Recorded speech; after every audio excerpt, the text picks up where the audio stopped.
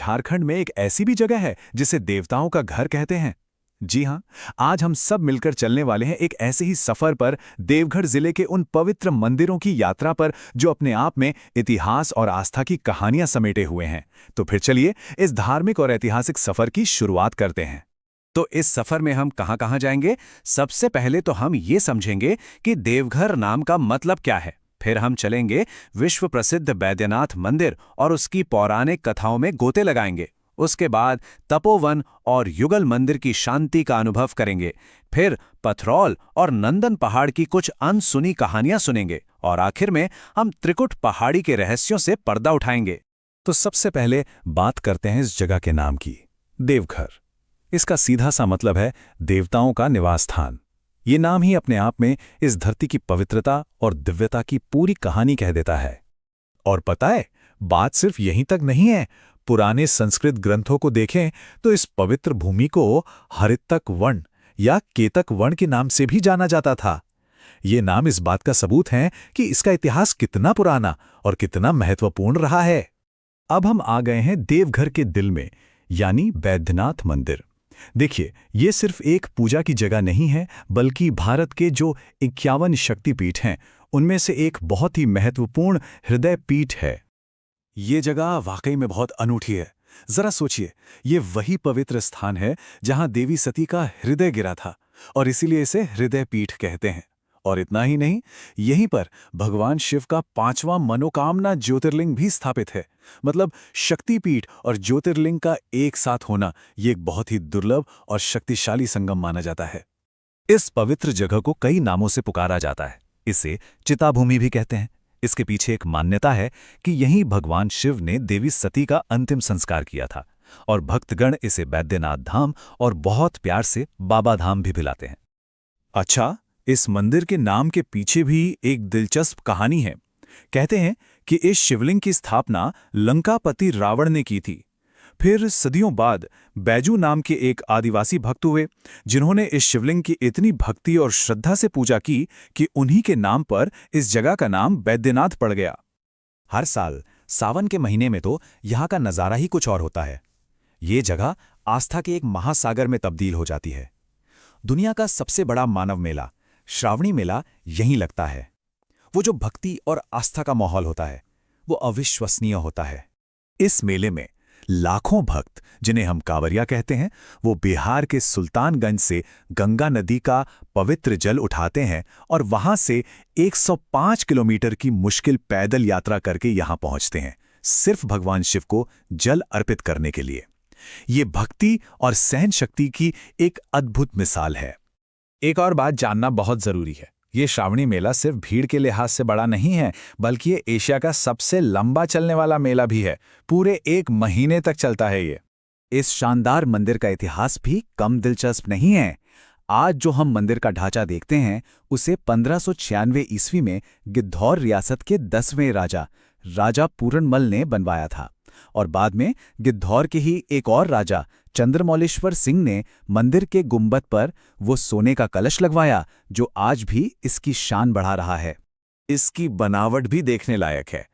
72 feet ऊंचा है ये मुख्य मंदिर, जिसका दरवाजा पूरब की तरफ खुलता है और ये एक बड़े से परिसर के बीच में है जिसमें कुल मिलाकर 22 और मंदिर भी बने हुए हैं। और हाँ, ये एक ऐसी चीज है जो इसे भारत के बाकी सभी शिव मंदिरों से बिल्कुल अलग और खास बनाती है। बैद्यनाथ मंदिर भारत का इकलौता ऐसा शिव मंदिर है जिसके शिखर पर त्रिशूल नहीं, बल्कि एक पंचशूल और चंद्रकांता मणि लगी हुई है। ये वाकई में एक बहुत ही अनूठी और रहस्यमयी बात है। चलिए अब देवघर के 2 और खास ठिकानों की ओर बढ़ते हैं, तपोवन और युगल मंदिर। ये दोनों ही जगहें तपस्या और भक्ति के बड़े केंद्र रहे हैं। तपोवन, जैसा कि नाम से ही जाहिर है, ये ऋषियों की तप भूमि रही है। देवघर से करीब 12 किलोमीटर पूर्व में ये शांत जगह है जहां कई पुरानी गुफाएं हैं और आज भी वहां ब्रह्मचारी रहते हैं। माना जाता है कि यहां महान ऋषि वाल्मीकि और श्री बालानंद ब्रह्मचारी जैसे बड़े बड़े सिद्धों ने तपस्या की थी। इसी तपोवन पहाड़ी के ठीक नीचे एक पवित्र कुंड है जिसे सीता कुंड कहते हैं। कहानियों के मुताबिक माता सीता यहां स्नान किया करती थीं और उन्होंने यहां तपस्या भी की थी। अब चलते हैं युगल मंदिर, इसकी बनावट बेलूर के मशहूर रामकृष्ण मंदिर जैसी है और इसकी ऊंचाई 146 फीट है। और जैसा कि इसके नाम युगल से पता चलता है, इस मंदिर में राधा कृष्ण की युगल यानी जोड़ी वाली मूर्ति स्थापित है। पता है, इस मंदिर को बनाने में उस जमाने में 9 लाख रुपए का खर्च आया था और यही वजह है कि इसका एक और नाम पड़ गया।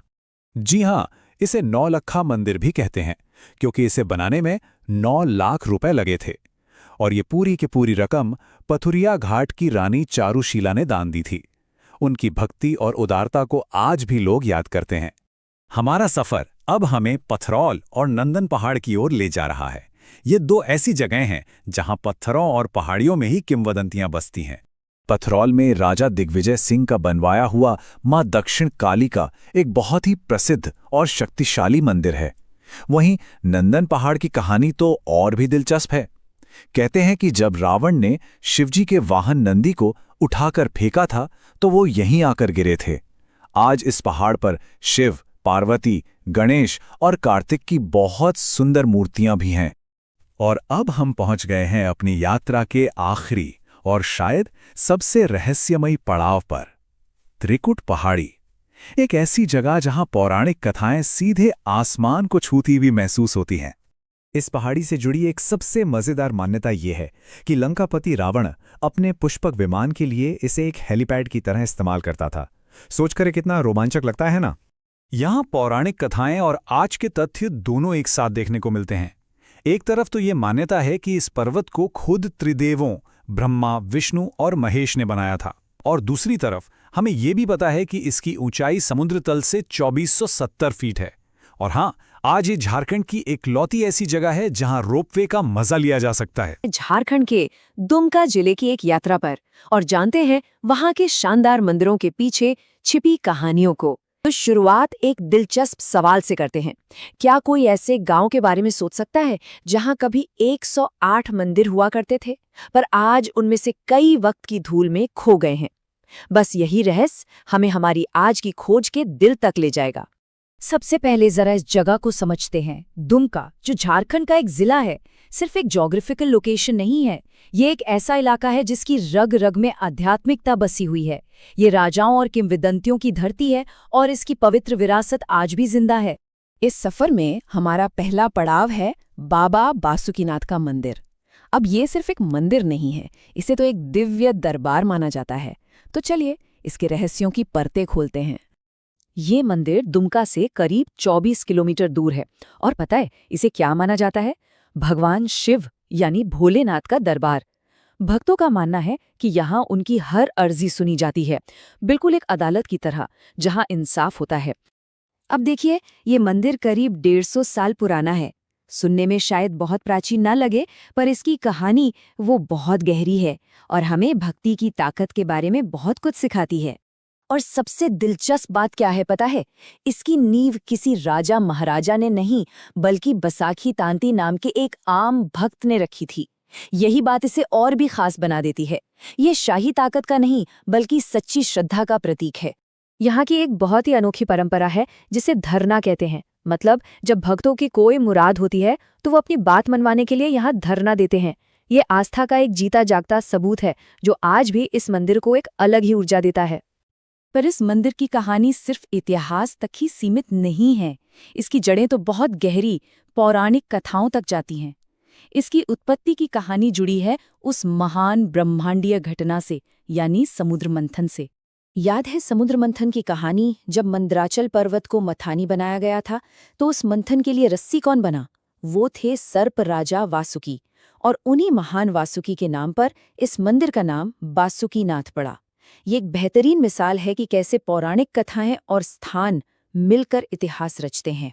तो चलिए अब सफर के दूसरे पड़ाव पर चलते हैं और उस सवाल का जवाब ढूंढते हैं जो हमने शुरू में पूछा था। हम जा रहे हैं मलूटी, जिसे मंदिरों का गांव भी कहते हैं। जरा सोचिए, एक वक्त था जब मलूटी में पूरे 108 मंदिर हुआ करते थे। 108! कल्पना कीजिए उस भव्यता की। एक ही गांव में इतने सारे पवित्र स्थल, हर एक की अपनी अलग कहानी। ये एक अविश्वसनीय विरासत थी। लेकिन अफसोस, आज इनमें से सिर्फ 72 मंदिर ही बचे हैं। ये संख्या हमें याद दिलाती है कि समय का असर कैसा होता है और अपनी अनमोल विरासत को सहेजना कितना जरूरी है। इन मंदिरों को बनवाया था बाज बसंत राजवंश ने। 1720 में इनका निर्माण शुरू हुआ और 1845 तक चलता रहा। मतलब 100 साल से भी ज्यादा का वक्त लगा इस पूरे इलाके को कला और आस्था के एक केंद्र के रूप में ढालने में। मलूटी के इन बचे हुए 72 मंदिरों में से एक मंदिर है जो सबसे खास है, मां मौलिक्षा का मंदिर। और इसके अंदर एक ऐसा अनोखा रहस्य छिपा है जो इसे बाकी सबसे अलग बनाता है। इस मुख्य मंदिर को भी राजा बाज बसंत राय ने ही बनवाया था। ये मंदिर मां मौलिक्षा को समर्पित है, जो देवी दुर्गा का ही एक शक्तिशाली स्वरूप है। और ये रहा वो रहस्य। मंदिर के गर्भगृह में देवी की जो लाल पत्थर की मूर्ति है वो पूरी नहीं है। जी हाँ, वहां सिर्फ देवी का मस्तक है। ये एक बहुत ही असाधारण और रहस्यमयी बात है जो इस मंदिर को एकदम अनोखा बनाती है। और इसी वजह से मंदिर का नाम मौलिक्षा पड़ा। ये नाम 2 शब्दों से मिलकर बना है, माली जिसका मतलब है मस्तक और इक्षा यानी दर्शन। तो मौलिक्षा का सीधा सा मतलब हुआ मस्तक का दर्शन। वैसे मलूटी की पहचान में एक और परत है, थोड़ी रहस्यमयी। सदियों से ये जगह तांत्रिक साधना का भी एक बड़ा केंद्र रही है। इसी वजह से इसे गुप्त काशी यानी छिपा हुआ काशी भी कहते हैं। एक ऐसी जगह जहां आध्यात्मिक रहस्य दफन है। तो बासुकीनाथ और मलूटी सिर्फ 2 अलग-अलग जगह नहीं है। ये तो दुमका के एक बहुत बड़े और पवित्र परिदृश्य का हिस्सा है, जिनकी विरासत वाकई कभी न भुलाई जा सकने वाली और प्रेरणा देने वाली है। इनके अलावा भी इस जिले में और भी कई महत्वपूर्ण मंदिर हैं, जैसे बाबा छुट्टूनाथ मंदिर, बाबा देवलेश्वर मंदिर, सोमेश्वरनाथ मंदिर और पांडेश्वरनाथ मंदिर। हर मंदिर की अपनी एक अलग कहानी है जो इस पूरे इलाके को आध्यात्मिक रूप से और भी समृद्ध बनाती है। आज बात करते हैं मां योगिनी शक्तिपीठ की, जो पूर्वी भारत की एक रहस्यमयी पहाड़ी पर है।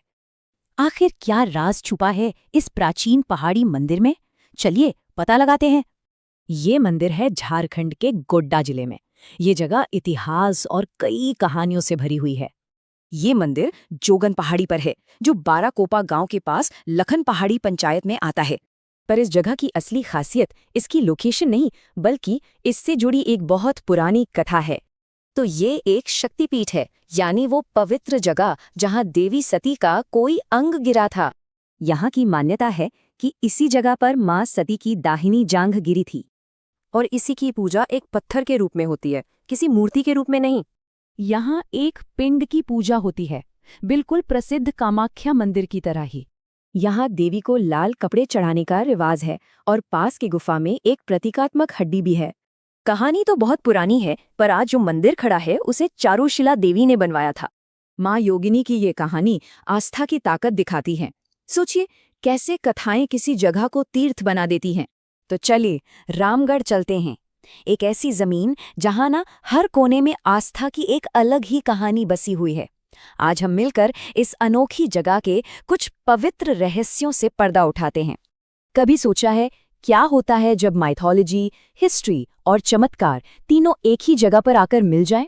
यही दिलचस्प सवाल है और इसका जवाब हमें मिलेगा रामगढ़ की गलियों में। तो अपनी यात्रा की शुरुआत करते हैं एक ऐसे मंदिर से जिसकी कहानी सुनकर शायद थोड़ी हैरानी हो। जी हाँ, हम बात कर रहे हैं छिन्नमस्तिका मंदिर की, एक ऐसी जगह जहां देवी स्वयं अपना सिर काट लेती हैं। छिन्नमस्तिका, इसका मतलब ही है वो जिनका सिर कटा हुआ है। सच कहूं तो ये नाम सुनकर ही रोंगटे खड़े हो जाते हैं ना। और ये पवित्र मंदिर दामोदर और भेड़ा नदियों के संगम पर बना है। मतलब यहाँ प्रकृति और आध्यात्मिकता का एक गजब का संगम देखने को मिलता है। अच्छा, अब सवाल ये है कि ये जगह इतनी खास क्यों है? वजह यह है कि ये एक शक्तिपीठ है। मान्यताओं के अनुसार ये उन 51 जगहों में से एक है जहां देवी सती के शरीर के अंग गिरे थे, और इसी वजह से माना जाता है कि यहाँ की जमीन में एक अलग ही दिव्य ऊर्जा है। जरा इस प्रतिमा की तरफ देखिए, कितना शक्तिशाली रूप है। देवी ने अपना ही कटा हुआ सिर हाथ में थामा हुआ है और वो प्रेम के देवता रति कामदेव के ऊपर खड़ी हैं। ये जो दृश्य है ना, ये असल में हमें दुनिया की इच्छाओं मतलब वर्ल्डली डिजायर से ऊपर उठने और सेल्फ सैक्रिफाइस की अहमियत सिखाता है। और हाँ, ये मंदिर सिर्फ पूजा पाठ की जगह नहीं है, ये तांत्रिक साधना का एक बहुत बड़ा, एक पावरफुल सेंटर भी माना जाता है। यहाँ साधक अपनी आध्यात्मिक शक्तियों को जगाने के लिए गहरी साधना करते हैं, और यही बात इस जगह को और भी ज्यादा रहस्यमयी बना देती है। तो देवी के इस उग्र रूप के बाद अब हम चलते हैं भगवान शिव की शांत भक्ति की तरफ। रामगढ़ में ना शिव की पूजा के दो ऐसे अद्भुत रूप देखने को मिलते हैं जो एक दूसरे से कह सकते हैं बिल्कुल ही अलग हैं। एक तरफ है कैथा शिव मंदिर, जिसे इंसानों ने बनाया है एक किले की तरह, और दूसरी तरफ है टूटी झरना मंदिर, जो पूरी तरह से प्रकृति का मतलब नेचर का एक जीता जागता चमत्कार है। कैथा मंदिर की कहानी हमें सीधे 17वीं सदी में ले जाती है। इसे राजा दलेल सिंह ने बनवाया था। पता है, ये सिर्फ एक मंदिर नहीं था, बल्कि एक किला भी था। इसकी दीवारों में आपको मुगल, राजपूत और बंगाली आर्किटेक्चर का एक खूबसूरत मिक्सचर दिखेगा। जरा सोचिए, एक वक्त था जब यहाँ पूजा के साथ साथ शायद जंग की रणनीतियां भी बनती होंगी। चलिए, अब तैयार हो जाइए एक ऐसे चमत्कार को देखने के लिए जो शायद साइंस को भी सोचने पर मजबूर कर दे। हम बात कर रहे हैं टूटी झरना मंदिर की। यहाँ एक शिवलिंग है जिसका अभिषेक सदियों से लगातार हो रहा है। जी हाँ, बिना रुके। बस कल्पना करके देखिए, दिन हो, रात हो, गर्मी हो या सर्दी, यह जलाभिषेक कभी नहीं रुकता। 24 घंटे 7 दिन। सवाल यह है कि ये कैसे मुमकिन है? आखिर कहाँ से आ रहा है ये पानी? तो इस चमत्कार का राज एक नेचुरल स्प्रिंग यानी एक प्राकृतिक झरने में छिपा है। और मजे की बात यह है कि इसे 1925 में रेलवे लाइन बिछाते हुए अंग्रेजों ने गलती से ढूंढ निकाला था। यहाँ पानी माँ गंगा की एक मूर्ति के हाथों से बहता हुआ सीधे शिवलिंग पर गिरता है। ऐसा लगता है मानो सच में माँ गंगा खुद अपने बेटे शिव का अभिषेक कर रही हो। लेकिन रुकिए, रामगढ़ की आध्यात्मिक यात्रा अभी खत्म नहीं हुई है। चलिए, अब पहाड़ों की चोटियों पर चलते हैं और संतों के पद चिन्हों पर चलते हुए आस्था के कुछ और अनछुए पहलुओं को समझते हैं। यहाँ है माया टुंगरी मंदिर। लगभग 300 साल पुराना ये मंदिर एक पहाड़ी की चोटी पर बना है। ये हमें उस पुरानी परंपरा की याद दिलाता है जब भक्त अपनी देवी के दर्शन पाने के लिए मुश्किल ऊंचाइयों तक चढ़ जाते थे। और इसकी खासियत ये है कि ये दूर से ही नजर आता है और मन मोह लेता है। तो हमने तांत्रिक शक्ति देखी, हमने प्राचीन पहाड़ी पूजा देखी। अब बारी है भक्ति के एक बिल्कुल शांत और प्रेम से भरे रास्ते की। एक ऐसा रास्ता जिसे संत चैतन्य महाप्रभु ने दुनिया को दिखाया। तो ये चैतन्य महाप्रभु थे कौन? वो 15वीं सदी के एक महान संत थे जिन्हें कई लोग राधा और कृष्ण का मिला जुला अवतार मानते हैं।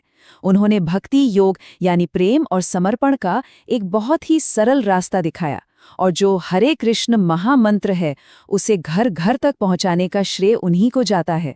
और आज भी रामगढ़ में उनके पवित्र पदचिन्ह मौजूद हैं। तो हमने रामगढ़ के कितने अलग अलग रंग देखे, है ना? कहीं शक्ति का प्रचंड तेज, तो कहीं भक्ति की परम शांति। चलिए, अब इन सभी रंगों को एक साथ जोड़कर देखते हैं कि ये पूरी तस्वीर कितनी खूबसूरत नजर आती है। देखिए, ये हमारी पूरी यात्रा का एक निचोड़ है। एक तरफ छिन्न मस्तिका की तांत्रिक शक्ति, तो दूसरी तरफ चैतन्य महाप्रभु का भक्ति मार्ग। एक ओर इंसान का बनाया कैथा मंदिर, तो दूसरी ओर प्रकृति का चमत्कार टूटी झरना। रामगढ़ सच में भारत की जो आध्यात्मिक डाइवर्सिटी है ना, उसका एक जीता जागता सबूत है। और इससे सबसे बड़ी बात जो समझ आती है वो ये है कि एक ही जगह पर आस्था कितने अलग अलग तरीकों से जी जा सकती है। रामगढ़ हमें यही सिखाता है कि स्पिरिचुअलिटी का कोई एक सीधा साधा रास्ता नहीं है। ये तो एक खूबसूरत बाग की तरह है जिसमें हर तरह के फूल खिलते हैं। झारखंड के गिरिडीह जिले की पवित्र भूमि का ये एक ऐसी जगह है, आप कह सकते हैं, जहां आस्था की ना कई सारी धाराएं एक साथ आके मिलती हैं। मतलब जरा सोचिए, ये एक ऐसी धरती है जहां आस्था के बड़े ही अनोखे, बड़े ही यूनिक रूप देखने को मिलते हैं। यहाँ छत के बिना मंदिर हैं और ऐसी पवित्र चोटियां भी हैं जिन पर एक नहीं बल्कि एक से ज्यादा समुदायों का दावा है। तो सवाल ये उठता है कि इन अनोखे स्थानों के पीछे की असली कहानी क्या है। तो चलिए देखते हैं कि आज के हमारे सफर में क्या क्या है। हम सबसे पहले गिरिडीह के पवित्र भूगोल को समझेंगे, फिर पारसनाथ पहाड़ी की चोटी और उसके साथ जुड़े विरोधाभास को देखेंगे। इसके बाद हम कुछ और खास मंदिरों की सैर करेंगे और आखिर में बात करेंगे इन पवित्र स्थलों की स्थायी विरासत पर। देखिए, गिरिडीह सिर्फ एक जिला नहीं है। इसे आप एक ऐसा आध्यात्मिक कैनवस समझिए जहां अलग-अलग धर्म और परंपराएं न जाने कितनी सदियों से एक साथ फल फूल रही हैं। ये जमीन प्राचीन विरासत और गहरी आस्था की कहानियों से भरी पड़ी है। मतलब हर कोने में एक नई कहानी है, एक नया रहस्य है। तो अब शुरुआत करते हैं गिरिडीह की सबसे मशहूर जगह से, पारसनाथ पहाड़ी।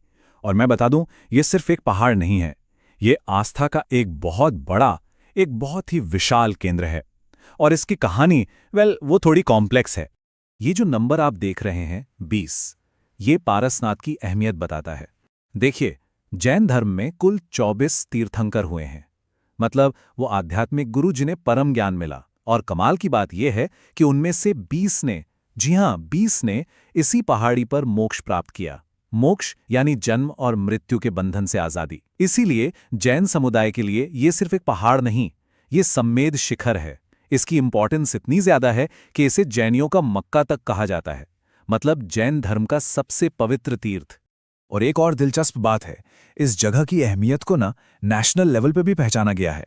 भारत सरकार की एक स्कीम है, प्रसाद योजना, और इस योजना के तहत पारसनाथ को पूरे देश के उन बड़े तीर्थ स्थलों में शामिल किया गया है जिन्हें डेवलप करना है, जिन्हें बचाना है। लेकिन इन सारी योजनाओं और विकास की बातों के बीच एक बहुत ही बुनियादी सवाल खड़ा होता है। एक ऐसा सवाल जो पहचान से जुड़ा है, जो अधिकार से जुड़ा है, और इसका जवाब उतना सीधा है नहीं। यहां पर असल में दो गहरी आस्थाओं का टकराव है। एक तरफ है जैन समुदाय, जिनके लिए ये पहाड़ी सम्मेद शिखर है, उनकी सबसे पवित्र जमीन। और दूसरी तरफ है संथाल आदिवासी समुदाय। वो इसे सदियों से अपने सबसे बड़े देवता मारंगबुरु का घर मानते हैं और हर साल यहां अपना त्योहार मनाते हैं।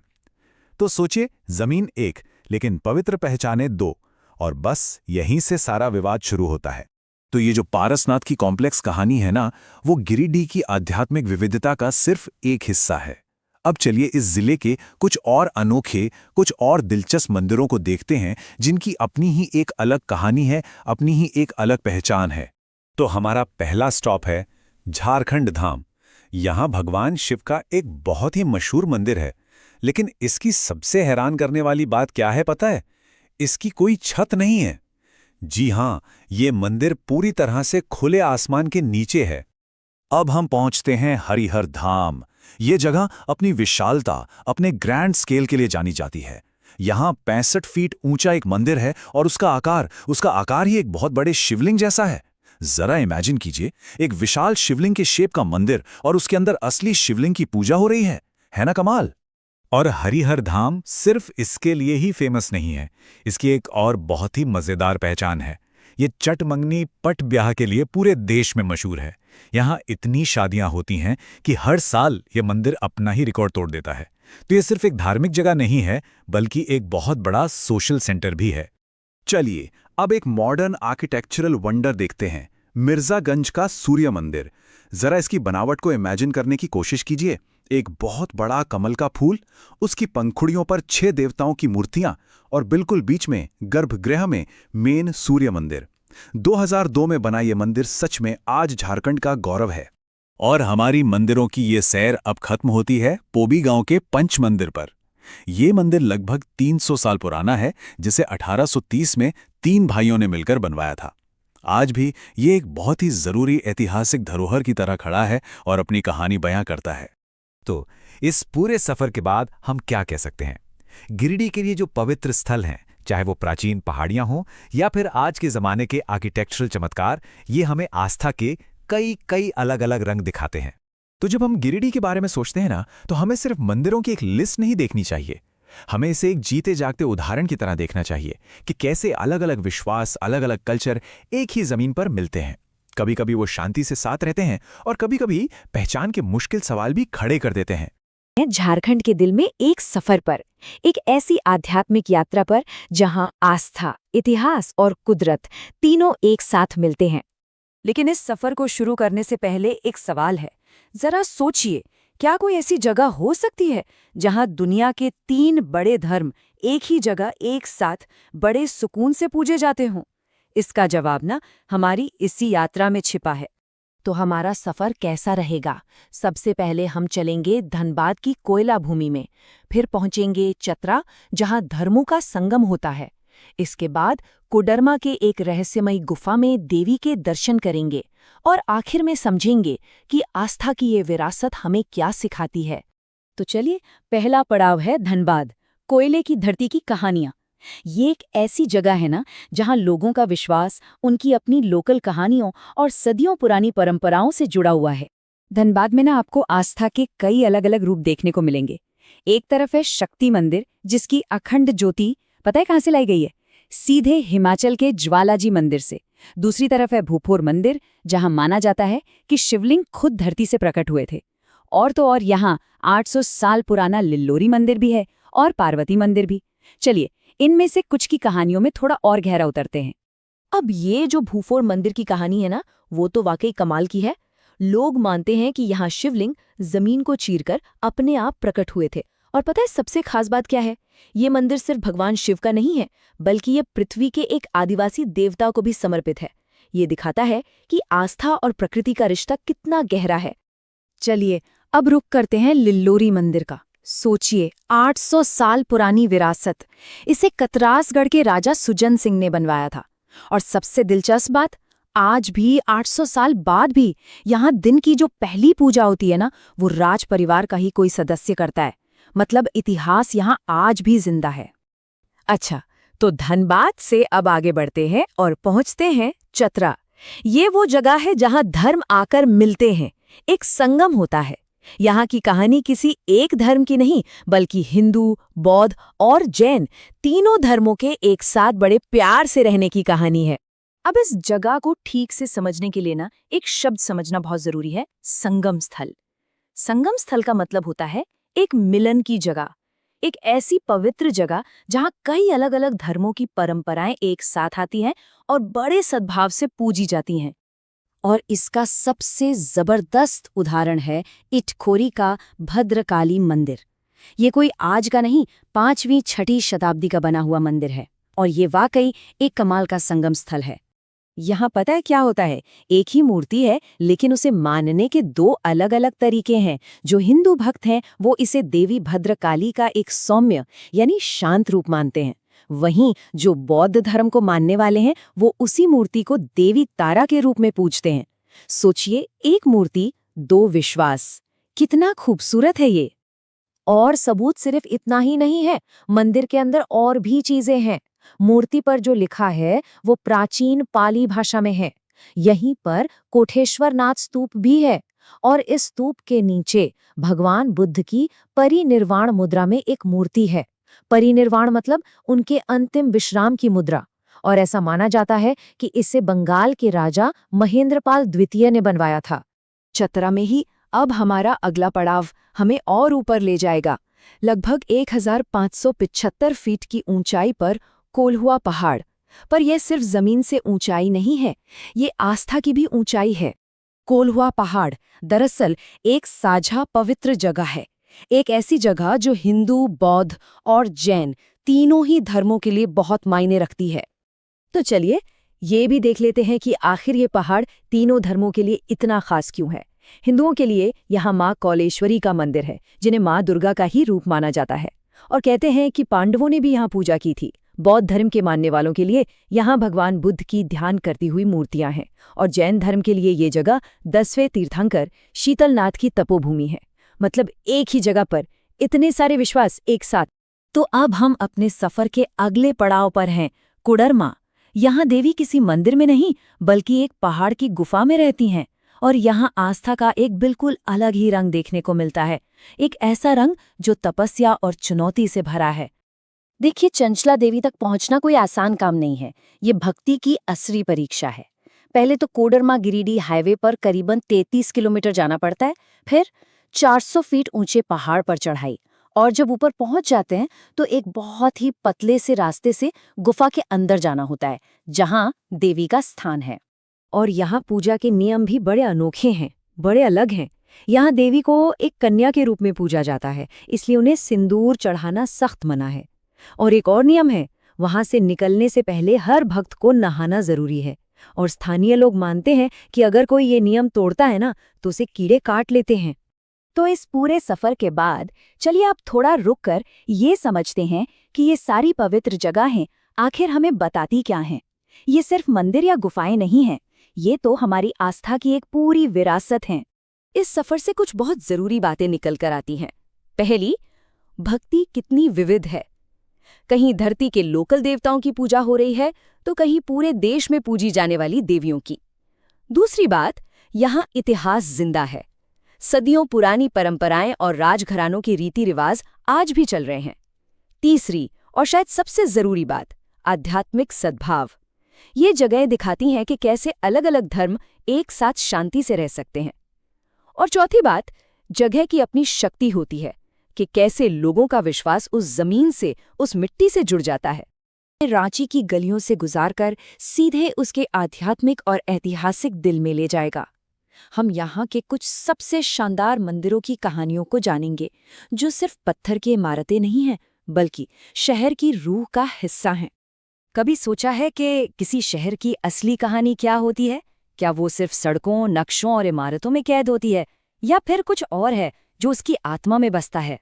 हाँ, रांची में ये कहानियां पत्थरों में तराशी हुई हैं। ये कहानियां इन प्राचीन देवस्थानों में गूंजती हैं। तो चलिए इन पत्थरों में उकेरी गई कहानियों को एक एक करके खोलते हैं। तो हमारे सफर की शुरुआत होती है पहाड़ी मंदिर से। ये मंदिर शहर के बीचों बीच इतिहास और आस्था का प्रतीक बनकर शान से खड़ा है। अब ये मंदिर सिर्फ आस्था की बात नहीं है, ये तो एक ज्योग्राफिकल वंडर भी है। सोचिए, समुद्र तल से 2140 फीट की ऊंचाई पर यहां से पूरे शहर का जो नजारा दिखता है, वो कमाल का है। लेकिन इस मंदिर की असली कहानी इसकी ऊंचाई में नहीं, बल्कि इसके नाम में छिपी है। आज जिसे हम पहाड़ी मंदिर कहते हैं ना, उसे आजादी से पहले फांसी टुंगरी या फांसी की पहाड़ी कहा जाता था। एक ऐसा नाम जो इसके पवित्र माहौल के पीछे छिपे एक बहुत ही काले अध्याय की तरफ इशारा करता है। ये जगह सिर्फ एक मंदिर नहीं, बल्कि समय की गवाह है। इसकी चट्टानें जो धरती के शुरुआती दौर की हैं, वो हिमालय से भी पुरानी हैं। और इसी जमीन पर स्वतंत्रता सेनानियों ने देश के लिए अपनी जान दी। और शायद यही वजह है कि ये देश का इकलौता ऐसा मंदिर है जहां 15 अगस्त 1947 से लेकर आज तक हर साल स्वतंत्रता और गणतंत्र दिवस पर गर्व से तिरंगा फहराया जाता है। पहाड़ी मंदिर से अब हम चलते हैं रांची के एक और ऐतिहासिक पड़ाव की ओर, जगन्नाथ मंदिर। ये मंदिर सिर्फ अपनी भव्यता के लिए ही नहीं, बल्कि इसलिए भी खास है क्योंकि ये भारत के सबसे प्रसिद्ध तीर्थ स्थलों में से एक की याद दिलाता है। तो बात है 1691 की। बड़कागढ़ के नागवंशी राजा ठाकुर एनी शाह ने इसे पुरी के मशहूर जगन्नाथ मंदिर की तर्ज पर बनवाया था। और यहाँ भी हर साल वैसी ही भव्य रथ यात्रा निकलती है। लेकिन इस मंदिर का एक और राज है, यहाँ रखी वंशीधर की मूर्तियां। ये सिर्फ मूर्तियां नहीं है, बल्कि नागवंशी राजा की मराठों पर जीत का एक जीता जागता ऐतिहासिक सबूत है। रांची के मंदिर सिर्फ अपनी कहानियों के लिए ही फेमस नहीं है, इनकी आर्किटेक्चर, इनकी वास्तुकला भी कमाल की है। चलिए पत्थरों में तराशी गई इस कला को थोड़ा और करीब से देखते हैं। जैसे बोढ़िया का मदन मोहन मंदिर। ये उत्तर मध्यकालीन वास्तुकला का एक, क्या कहूँ, जीता जागता नमूना है। जरा सोचिए, 1665 में बनना शुरू हुआ, 17 साल लगे इसे बनाने में, और उस जमाने में इसकी लागत थी 14,001 रुपए। इसकी सबसे बड़ी खासियत ये है कि ये पूरी की पूरी भव्य इमारत सिर्फ 12 शानदार नक्काशीदार खंभों पर टिकी है। इंजीनियरिंग और कला का एक बेजोड़ संगम। और जब कला की बात हो ही रही है, तो रांची के सूर्य मंदिर को तो पत्थर पर लिखी कविता कहते हैं। और सच में इसे देखकर लगता है जैसे वक्त ही ठहर गया हो। पूरे मंदिर को सूर्यदेव के एक विशाल रथ का आकार दिया गया है, जिसे 7 ताकतवर घोड़े खींच रहे हैं। ये सिर्फ एक इमारत नहीं, बल्कि गति, शक्ति और भक्ति की एक सजीव कहानी है जो पत्थरों में बयां की गई है। अब आर्किटेक्चर से आगे बढ़ते हैं और बात करते हैं उन अनोखी और थोड़ी रहस्यमयी परंपराओं की जो कुछ मंदिरों की आत्मा में बसती हैं। चलिए रांची के कुछ ऐसे ही देवस्थानों की ओर बढ़ते हैं। हमारी इस रहस्यमय यात्रा में जो पहला स्टॉप है, वो है देवड़ी मंदिर। और ये मंदिर वाकई में बहुत खास है। क्यों? क्योंकि यहाँ दो बिल्कुल अलग-अलग संस्कृतियों का एक कमाल का संगम देखने को मिलता है। ये एक ऐसी परंपरा है जो आपको शायद ही कहीं और देखने को मिलेगी। यहाँ होता ये है कि सप्ताह में 6 दिन आदिवासी पुजारी, जिन्हें पाहन कहते हैं, वो पूजा करते हैं, और सिर्फ एक दिन ब्राह्मण पुजारी।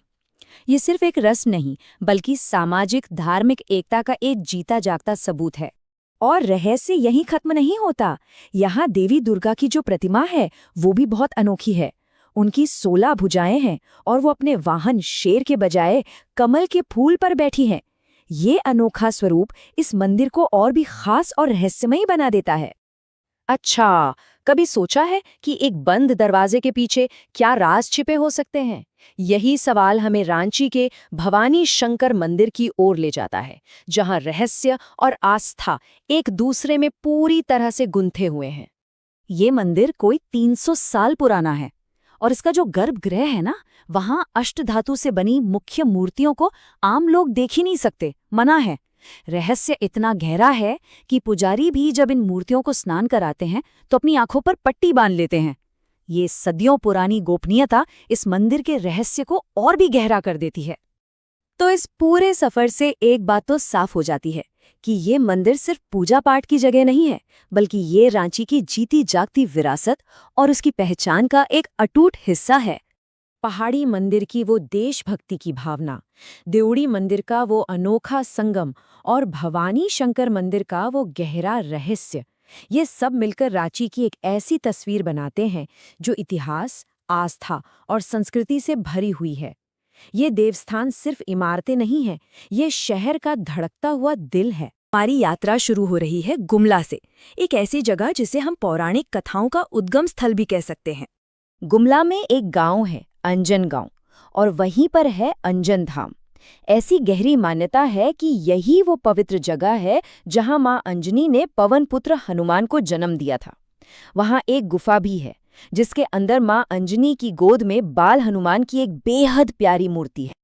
अब देखिए, ये जगह सिर्फ धार्मिक ही नहीं, भौगोलिक रूप से भी कितनी अद्भुत है। जरा सोचिए, एक तरफ मां अंजनी की गुफा, उसे 3 तरफ से घेरे हुए नेतरहाट की सुंदर पहाड़ियां, और दक्षिण में कल कल करती खरवा नदी। इतना ही नहीं, वहां का धमधमिया पहाड़ तो देखने में बिल्कुल बैल की आकृति जैसा लगता है। मतलब ये सिर्फ एक मंदिर नहीं, ये तो अपने आप में एक पूरा आध्यात्मिक इकोसिस्टम है। लेकिन गुमला की कहानी यहीं खत्म नहीं होती। इसी धरती पर एक और गहरा रहस्य छिपा है जो जुड़ा है टांगीनाथ धाम से। कहते हैं कि यहाँ भगवान परशुराम का एक ऐसा अस्त्र जमीन में गड़ा है जो आज भी विज्ञान के लिए एक बड़ी पहेली बना हुआ है। जी हाँ, पूरे 11 फीट। इस धाम के आंगन में लगभग 11 फीट ऊंचा एक विशाल त्रिशूल जमीन में धंसा हुआ है। माना जाता है कि ये अस्त्र भगवान परशुराम का है, और इसकी भव्यता तो बस देखते ही बनती है। पर सबसे बड़ा और हैरान करने वाला सवाल तो ये है, जरा सोचिए, ये खुले आसमान के नीचे है, सदियों से धूप, बारिश, हवा सब कुछ झिल रहा है, लेकिन आज तक इस त्रिशूल या फरसे में जंग का एक निशान तक नहीं है। क्यों? यही वो रहस्य है जो आस्था को और मजबूत कर देता है। तो चलिए, अब थोड़ा टाइम ट्रैवल करते हैं, पौराणिक कथाओं से निकलकर इतिहास के पन्नों की ओर बढ़ते हैं। हमारा अगला पड़ाव है लोहरदगा, एक ऐसी जमीन जिसने बड़े बड़े साम्राज्यों को बनते और टकराते हुए देखा है। यहाँ की कहानी जुड़ी है वासुदेव राय मंदिर से। कहा जाता है कि 15वीं सदी में नागवंशी शासकों और रक्सैलों के बीच एक बहुत ही भयंकर युद्ध हुआ था, और उसी युद्ध में जीत के बाद नागवंशियों को वासुदेव राय की ये मूर्ति मिली थी, जिसे उन्होंने यहाँ स्थापित किया। और जानते हैं, कोराम्बे गांव में हुआ ये युद्ध इतना अहम था कि इसे झारखंड का हल्दी घाटी कहा जाने लगा। मतलब जैसे हल्दी घाटी के युद्ध ने राजपूतों और मुगलों का भविष्य तय किया था, ठीक वैसे ही कोराम्बे की लड़ाई ने नागवंशियों और रक्सैलों का भविष्य तय कर दिया था। चलिए, अब सफर के उस हिस्से में चलते हैं जहां आस्था कई अलग अलग रूपों में हमारे सामने आती है। सिमडेगा और सिंहभूम की धरती हमें दिखाती है कि विश्वास की कोई एक परिभाषा नहीं हो सकती। सबसे पहले सिमडेगा में राम रेखा धाम। ऐसी मान्यता है कि भगवान राम, सीता जी और लक्ष्मण अपने 14 साल के वनवास के दौरान कुछ समय के लिए यहाँ रुके थे, और इसके सबूत के तौर पर आज भी वहाँ धनुष कुंड, अग्निकुंड और सीता चौका मौजूद है। यहाँ तक कि गुफा के अंदर एक लकीर है जिसे राम रेखा कहा जाता है। अब हम बढ़ रहे हैं पूर्वी सिंहभूम की तरफ, जो सचमुच में एक संगम है। ये एक ऐसा जिला है जहाँ अलग अलग परंपराएं, अलग अलग आर्किटेक्चर और मान्यताएं न सिर्फ एक साथ मौजूद हैं, बल्कि एक दूसरे में घुलकर एक अनोखी सांस्कृतिक तस्वीर बनाती हैं। जरा इस पर एक नजर डालिए। एक ही जिले में इतनी विविधता। एक तरफ आपको मिलेगा दक्षिण भारतीय शैली में बना भुवनेश्वरी मंदिर, तो दूसरी तरफ रंकिनी मंदिर, जिसका इतिहास कभी नरबली की प्रथा से जुड़ा था। फिर है गोल पहाड़ी मंदिर, जिसकी सबसे खास बात है कि वहां महिला पुजारी हैं। और तो और पारसी समुदाय का पवित्र अग्नि मंदिर भी यहीं है। कमाल है ना? गोल पहाड़ी मंदिर पर थोड़ा और रुकते हैं, क्योंकि ये वाकई में बहुत खास है। ये झारखंड का एकमात्र ऐसा मंदिर है जहां पूजा पाठ की पूरी जिम्मेदारी महिला पुजारियों के हाथों में है। सोचिए, सन 1900 से ये परंपरा चली आ रही है और आज भी जिंदा है। हर साल मई में एक खास पहाड़ी पूजा होती है, जिसके दौरान देवी खुद नगर भ्रमण के लिए निकलती हैं। तो देखा हमने, पौराणिक कथाओं से लेकर ऐतिहासिक युद्धों और अलग अलग आस्थाओं तक का सफर तय किया। ये सब हमें एक ही बात बताता है कि झारखंड की असली विरासत इन पत्थरों में ही तो जिंदा है। ऐसी कहानियां जो हमें पुराणों के समय से लेकर आज तक ले जाती हैं। तो इस सफर को हमने 4 हिस्सों में बांटा है। सबसे पहले हम पलामू के भूगोल को समझेंगे, मतलब उस जमीन को। फिर हम टाइम ट्रैवल करके इसके मिथ को और शाही इतिहास में गोते लगाएंगे। इसके बाद कुछ ऐसे अनोखे मंदिरों की कहानियां सुनेंगे जो सच में हैरान कर देंगी। और आखिर में ये देखेंगे कि ये सदियों पुरानी आस्था आज भी वहाँ के लोगों की जिंदगी का हिस्सा कैसे है। तो बस तैयार हो जाइए, ये सफर आस्था और समय दोनों से होकर गुजरेगा। चलिए शुरू करते हैं। तो शुरुआत करते हैं हमारे पहले पड़ाव से, पलामू का पवित्र भूगोल। देखिए, ये सिर्फ मैप पर खींची हुए कुछ लकीरें नहीं हैं। ये वो जमीन है जिसकी मिट्टी में, मतलब सचमुच उसकी मिट्टी में आध्यात्मिकता की जड़ें बहुत गहरी हैं। जरा सोचिए, पलामू, गढ़वाल, लातेहार, ये बस जिलों के नाम नहीं हैं।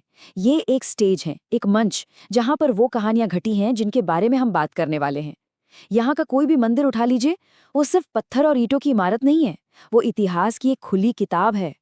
चलिए, अब टाइम मशीन में बैठते हैं और चलते हैं बहुत बहुत पीछे, उस पौराणिक दुनिया में जहाँ इन मंदिरों की नींव रखी गई थी। ये वो कहानियां हैं जो हजारों साल पुरानी है, जो हमने और आपने अपने बड़ों से सुनी है। सबसे पहले दशीशनाथ महादेव मंदिर। इसकी कहानी सीधे रामायण काल से जुड़ी है। माना जाता है कि यहाँ का शिवलिंग किसी और ने नहीं, बल्कि खुद रावण ने स्थापित किया था। सोच कर देखिए, एक ऐसी पवित्र जगह जिसका कनेक्शन सीधा त्रेता युग से हो। कमाल है ना? और इस मंदिर की सबसे अद्भुत बात पता है क्या है? इसकी लोकेशन। ये मंदिर सोन नदी के बहती हुई तेज धारा के बिल्कुल बीच में है। जरा उस दृश्य की कल्पना कीजिए, एक तरफ आध्यात्म और दूसरी तरफ प्रकृति का अद्भुत नजारा। और इसके पीछे की रावण वाली कहानी, वो तो इसे और भी ज्यादा रहस्यमयी बना देती है। अब इस टाइमलाइन को देखिए, ये हमें एक जबरदस्त सफर पर ले जाती है। 7वीं सदी में राजाओं के बनवाए मंदिरों से शुरू करके 19वीं सदी में एक रानी की भक्ति तक। मतलब पलामू की आस्था ने कितनी सदियों का सफर देखा है, इससे साफ पता चलता है। हाँ, तो बेनी सागर, यहाँ जमीन की खुदाई में जो मिला वो काफी महत्वपूर्ण है। ये 8 शिवलिंग, जिन्हें आस्था स्तंभ कहा जाता है, एक बहुत बड़ी खोज थी। ये हमें सीधा राजा शशांक के समय में ले जाते हैं और एक झलक देते हैं कि उस जमाने में लोग पूजा पाठ कैसे करते थे। चलिए, अब आते हैं कुछ ऐसी कहानियों पर जो इन मंदिरों को सिर्फ पवित्र नहीं, बल्कि एकदम अपनी तरह का अकेला बनाती हैं। ये ऐसी बातें हैं जो शायद ही कहीं और सुनने को मिले। ये नंबर देखिए, 1280 किलोग्राम्स। अब मन में सवाल आ रहा होगा कि ये क्या है, तो सुनिए, ये किसी आम चीज का वजन नहीं है। ये वजन है वंशीधर मंदिर में स्थापित भगवान कृष्ण की मूर्ति का।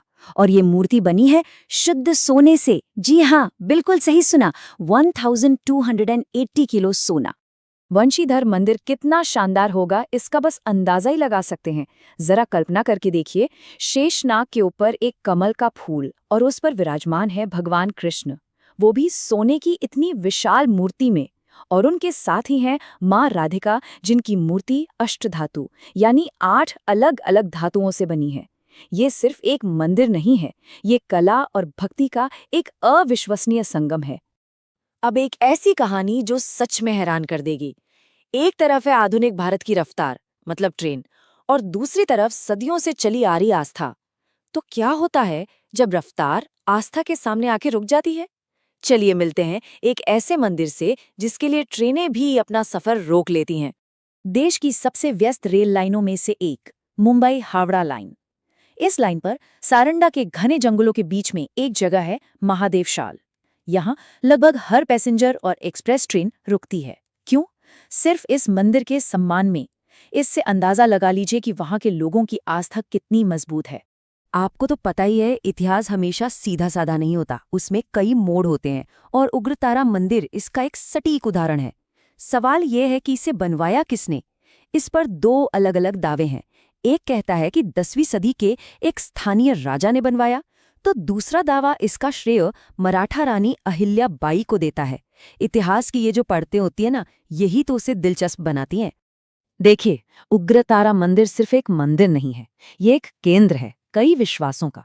पहली बात, ये एक बहुत शक्तिशाली शक्ति पीठ है। दूसरी और सबसे अनोखी बात, यहाँ देवी का उग्र रूप यानी माँ काली और सौम्य रूप यानी माँ लक्ष्मी दोनों एक ही साथ एक ही जगह पूजे जाते हैं। ये बहुत दुर्लभ है। और इतना ही नहीं, ये तंत्र साधना का भी एक बड़ा केंद्र माना जाता है।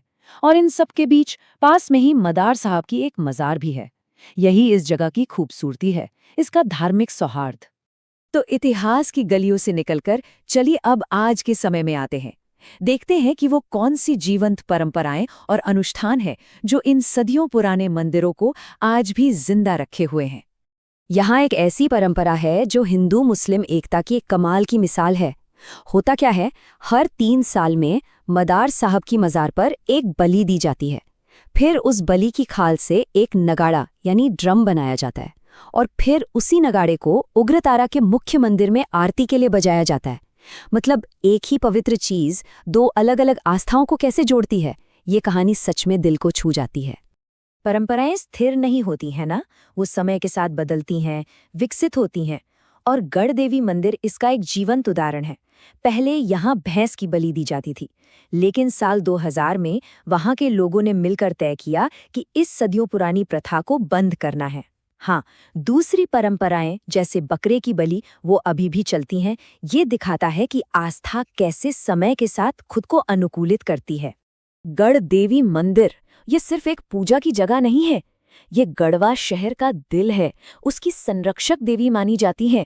सोचिए, 200 साल से भी ज्यादा पुराना मंदिर है ये, और यहाँ पर 1914 से, जी हाँ 1914 से लगातार हर साल दुर्गा पूजा हो रही है।